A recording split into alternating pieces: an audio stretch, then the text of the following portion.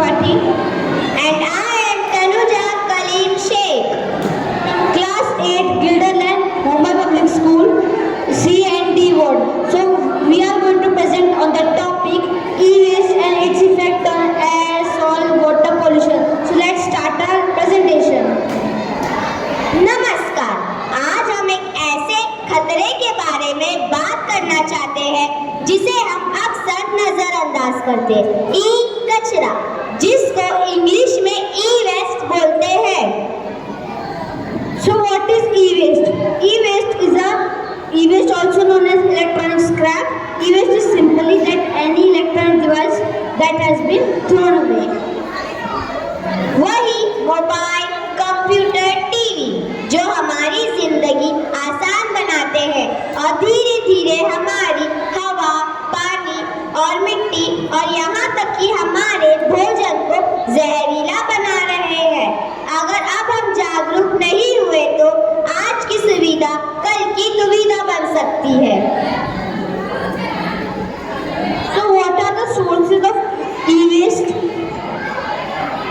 यहाँ कुछ सोर्सेस है जहाँ से ये ई कचरा आता है। Home, hospitals, government sector and private sector. Do you know globally e-waste reached 62 million tons in 2022 and is predicted to hit 82 million tons in 2030? ये ई-वेस्ट इतना हानिकारक क्यों है? जब ई-वेस्ट को अच्छी तरीके से निपटाया नहीं जाता है तो यह हमारे स्वास्थ्य और पर्यावरण दोनों के लिए खतरनाक बन जाते हैं। E-waste contains precious metal, common metals, toxic heavy metals, plastic and polymers, glass and electronic parts. इसमें lead, arsenic, mercury, dioxin, cadmium जैसे हजारों हार्मफुल एलिमेंट्स होते हैं।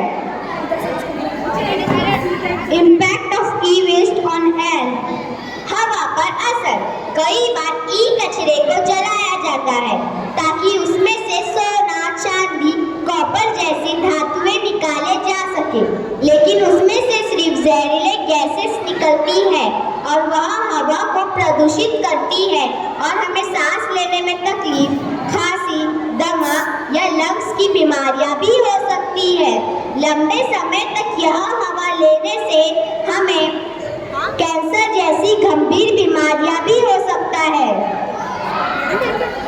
Impact of e-waste on water, पानी पर असर। जब ई कचरे को जमीन पर फेंका जाता है तो उसमें से निकले जहरीले केमिकल्स और मेटल्स पानी में मिल जाते हैं और जो पानी में मछलियां और जीव जंतु रहते हैं वे मरने लगते हैं और जब यह पानी हम पीते हैं या खेतों में इस्तेमाल करते हैं तो यह पानी हमारे शरीर में आकर बीमारियां फैलाता है। ई-वेस्ट सिर्फ हमें ही नहीं हमारी धरती को भी नुकसान पहुंचाता है। Impact of e-waste on soil, मिट्टी पर असर। जब ई कचरा जमीन पर आता है तो उसमें से निकले सॉइल्स एंड केमिकल मिट्टी में मिल जाते हैं जिससे मिट्टी उपजाऊ शक्ति कम हो जाती है। पौधे और फसलें सही तरीके से नहीं उग पाते और जो उगते हैं वह जहरीले केमिकल सोख लेते हैं और जब हम इन्हें खाते हैं तो वह जहर हमारे शरीर में चला जाते हैं। So impact of e-waste on food chain, food chain और ई कचरा।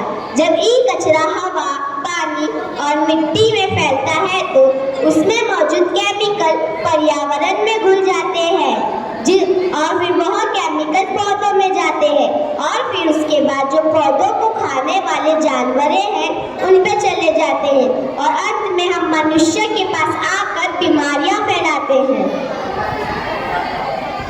So let's see where these heavy toxic metals are found in. Lead found in CRT motors, solder and batteries. Mercury found in switches, flat screen lamps. Cadmium found in rechargeable batteries and semiconductors. Chromium found in metal coatings, data disks and plastics. Arsenic are found in older semiconductors and LEDs. Beryllium are found in connector, motherboards and switches. Polycarbonated flame retardants are found in plastic casing and circuit boards. Do we have a solution for this? क्या इसका कोई समाधान है? Yes, we have a solution. Just we have to follow 3R rules. Reduce.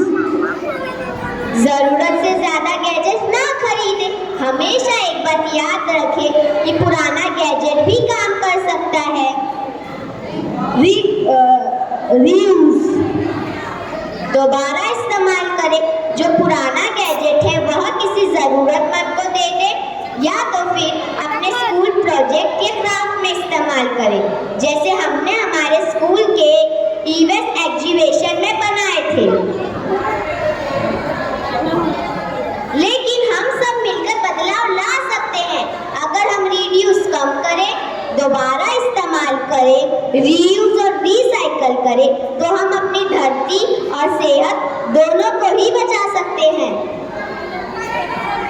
अंत में मैं आपसे इतना ही कहना चाहूंगी कि ई कचरा सिर्फ टूटी फूटी इलेक्ट्रॉनिक गैजेट की कहानी नहीं, यह हमारे टूटी फूटी सेहत, प्रदूषित पानी और असुरक्षित भविष्य की कहानी है.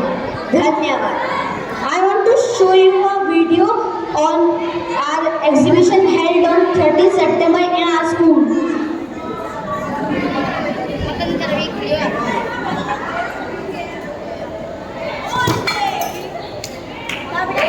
पीछे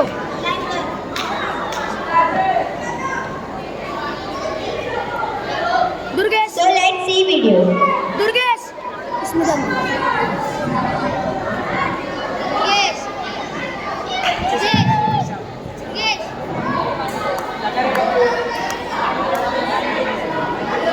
Primary student certification and secondary student certification. There was also competition for teachers.